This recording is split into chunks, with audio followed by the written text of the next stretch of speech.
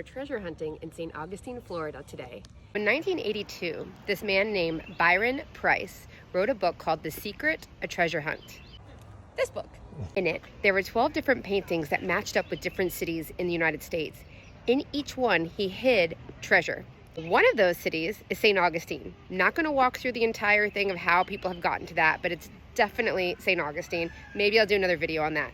But we are on the ground to go through the matching poem and walk through the steps of solving the puzzle that has gone unsolved for 40 years. The first place we've come is the Fountain of Youth Archaeological Park. All of the clues in the poem line up. There is no doubt about the fact that you have to start in this location, but I think you don't end here.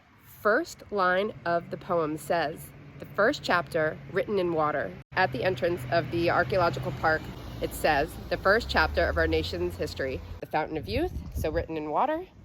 Ponce de Leon's place. Two. You'll see him in the painting. I'm a conquistador. Got a drink from the Fountain of Youth just in case. Tastes a little weird, a little salty. Maybe that's the magic. So the lines, shell, limestone, silver, salt, have to do with this old cross that was uncovered here at the park. So it's made out of coquina, which is basically a material made out of shell and limestone.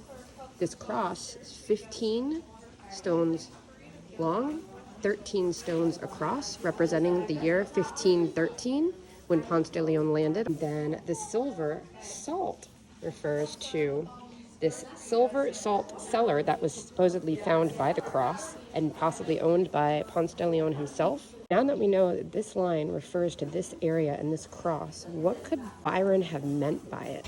We think this is key to solving everything. Some people think that this fountain looks like an hourglass representing years passing and the rain falling. Could be, but I don't really think so. Stars move by day, sails pass by night. So this planetarium is showing you what the stars look like when they sailed at night. Near men, there's names here of people. With wind rose refers to this navigational device that's inside the planetarium. It's even called a wind rose. The cross staff seems like an interesting correlation. Oh, hey, that was a peacock.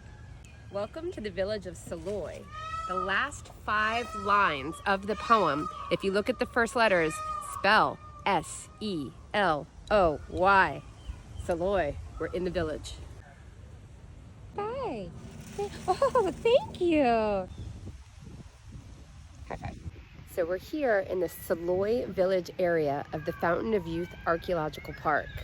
But lo and behold, look what is right across the water. It's the Great Cross, which I think is represented on the map as the giant palm tree. So buried at the base of the tall tree might mean that the treasure is buried at the base of that, and that's where we need to go next. Part of the poem, behind bending branches and green fences. So this park is surrounded by green fences. It always has been. I do not believe that you dig inside the Fountain of Youth. You're supposed to leave it. That's what these lines are telling you. Leave, go, get out of here. I didn't bury it here. So now we're walking out to go under the bending branches of Magnolia Street, which is one of the most photographed streets in all of the United States because it's so dang pretty. Walking from the Fountain of Youth, you get to the old senator tree, which is huge. It is massive. It's pretty tall too. It's also 600 years old. I don't think Byron would have buried something at the base of such a precious tree. Besides, would you label this as a tall tree? Yeah, it's tall, but I'd probably call it an old tree or a huge tree. So I don't think it's the right tree. I think that the tall tree that you're going to the base of is a different one, and I think it's represented on the painting, and it's not really a tree. So hear me out.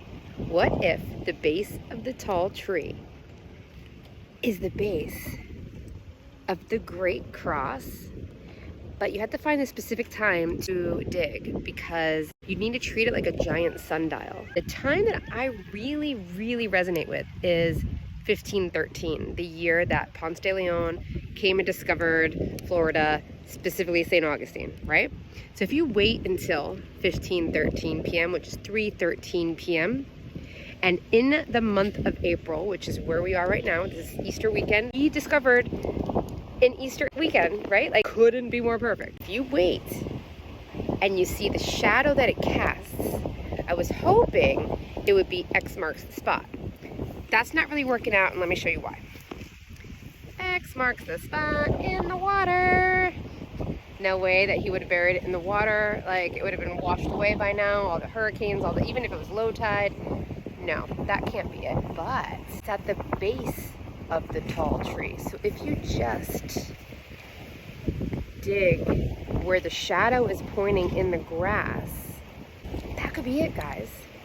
The only other explanation, if you're gonna follow this, is that it's a different time of day or it's a different monument. So it could be the monument of Ponce de Leon in the Fountain of Youth Park. Theory number 2 is that this is the sundial. So this structure that's dedicated to Ponce de Leon in the Fountain of Youth Park technically is behind bending branches from this tree at the base of a very tall palm tree, which is growing out of this one, like literally. I mean, I don't know if it was this way in the 80s, but that's very compelling if we're going to use the palm tree as the tall tree and it's not literally represented by something else, it's an actual palm tree.